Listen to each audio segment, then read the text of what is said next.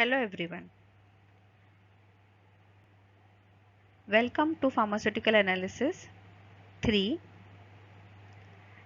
Now in this video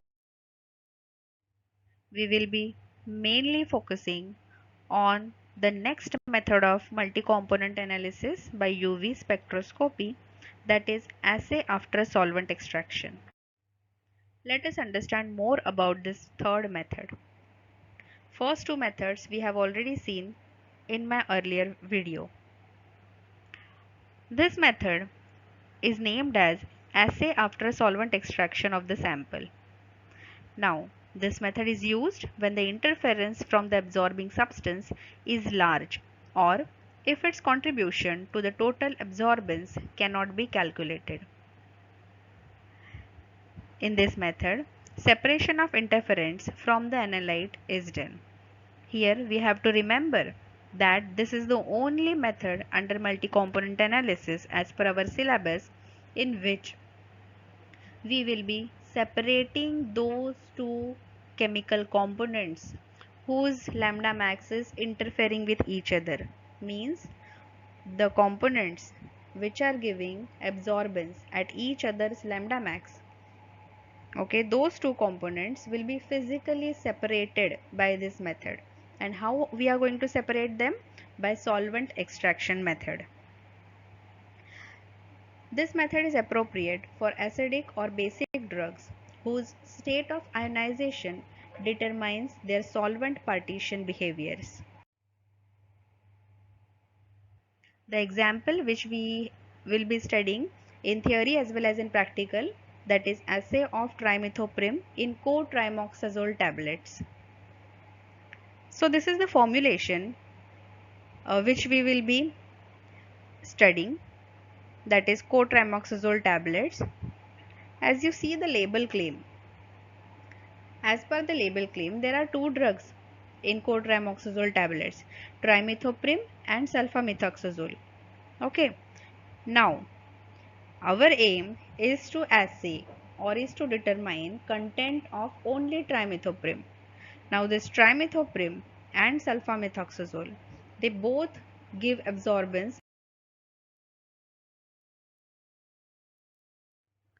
at each other's lambda max.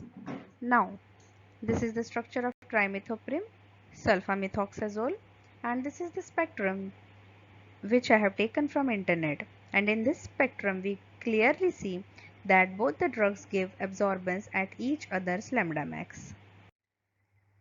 Now let us understand the procedure which we will be performing during our practical also for the separation of two drugs, that is trimethoprim and sulfamethoxazole, from cotrimoxazole tablets. Now, in the first step, you have to weigh such an amount of cotrimoxazole tablet powder that it will have 50 milligrams of trimethoprim into it. Now, how much amount to be weighed exactly? That we have to calculate from the label claim which is provided to us. Now, to this tablet powder, we will be adding 30 ml of 0.1 molar NaOH.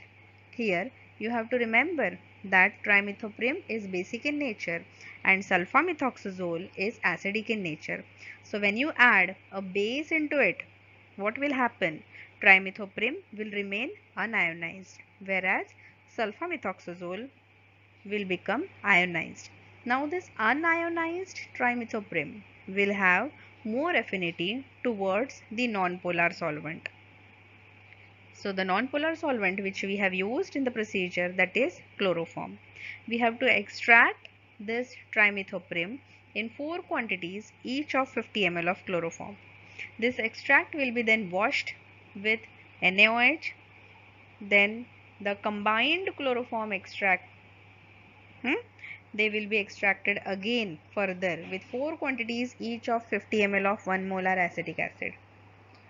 Now, then one dilution will be done, and that diluted solution which now has only trimethoprim into it, okay, that diluted solution will be then taken for measuring the absorbance. The absorbance will be measured at the lambda max of trimethoprim, that is 271 nanometers. 204 is taken as the absorptivity, that is nothing but the specific absorbance. So we have small a with us, we have capital A with us, and these will be substituted in Beer-Lambert's equation, that is A is equal to ABC. Now according to the equation, we will get concentration of trimethoprim present in the final diluted solution. Then further back calculation will give us the content of trimethoprim present in the tablet dosage form which was provided to us, that is cotrimoxazole tablets. Okay, so the key points which you have to remember are trimethoprim being basic in nature remains unionized in NaOH. Sulfamethoxazole gets ionized, so they both get separated over there. Now we extract this unionized trimethoprim in the nonpolar solvent, that is chloroform. Okay, and thus here we are